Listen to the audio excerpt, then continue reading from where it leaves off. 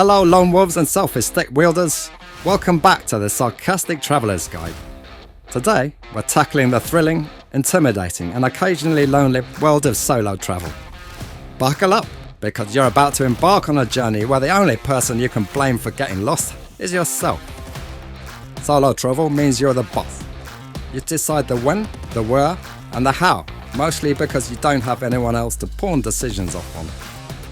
Revel in the freedom to visit the 17th museum in a row or to eat gelato for all 3 meals.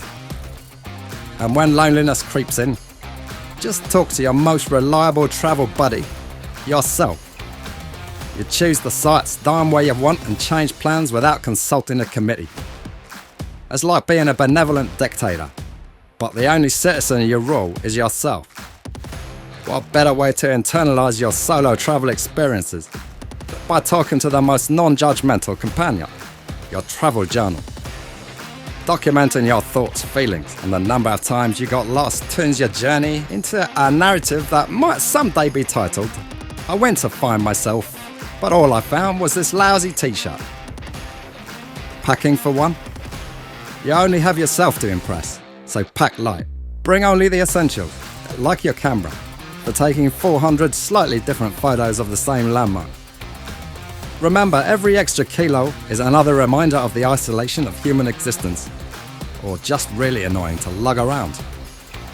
First things first, let's pick your poison, also known as your travel bag. Whether it's a backpack that you swear is trying to dislocate your shoulders, or a suitcase that has a penchant for tripping innocent bystanders, choosing the right one is crucial. Remember, it needs to fit enough to sustain you for weeks, but also be small enough to wrestle into overhead compartments without invoking the wrath of your fellow passengers. Now, let's talk clothes. You're going solo, not to a fashion show. Pack versatile pieces that can be dressed up or down, depending on how lost you get. And yes, you'll need underwear. Enough to avoid daily hand washing, but not so much that you need an extra bag. Aim for fabrics that forgive you for wearing them more than once a week. And remember, layers are your friends, especially when you're visiting places where the weather changes faster than your mood. First up, let's talk camouflage.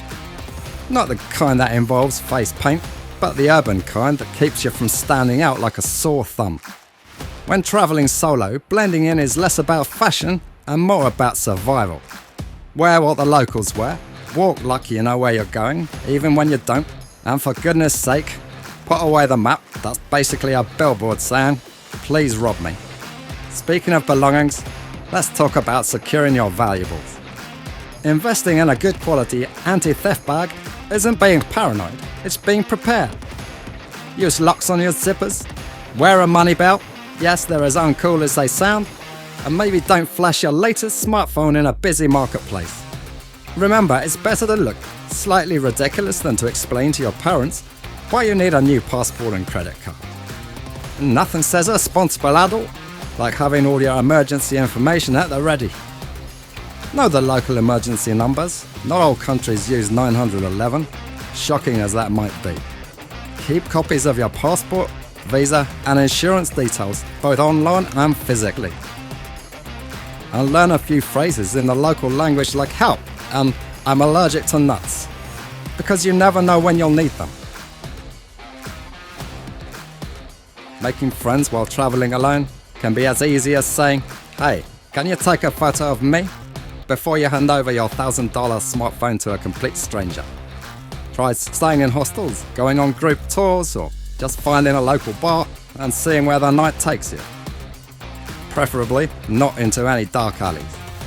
You can bond with fellow travellers over how you both thought, hostel breakfast included, meant more than stale bread. It's always an opportunity to forge temporary alliances with people from around the world, sharing nothing more than a hostel kitchen and a bathroom queue. Don't forget, when you say I'm travelling alone, so many doors will open for you. Finally, learn to enjoy your own company. Solo travel is a journey inward, literally and metaphorically. Discover new things about yourself, like your uncanny ability to navigate a foreign public transport system or your impressive knack for miming words you don't know in the local language.